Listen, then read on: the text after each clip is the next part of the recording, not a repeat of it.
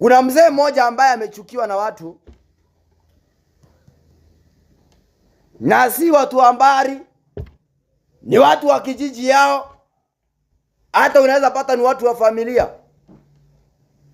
Wakaona hatima ya huyu mtu, wakiona ndoto ya mtu huyu inaweza ikampeleka mbali, lakini wakasema hivi, tutafanya hivi,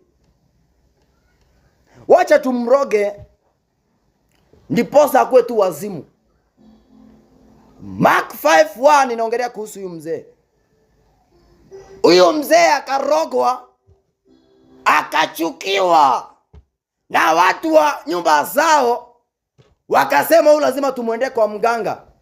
Wakamroga, na walipomroga huyu mzee akahama kwao. Wewe unajua wazimu wakai kwao. Akaenda sasa, yeye akurogwa aende town, yeye alirogwa aende kukaa makaburini. Ana kazi ya kufanya, alikuwa anaenda vibarua, anatafuta pesa, anajisimamilia.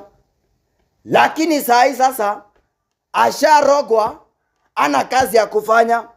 Kazi yake ni kukaa pale makaburini, anachukua mawe, kazi yake ni kujikatakata.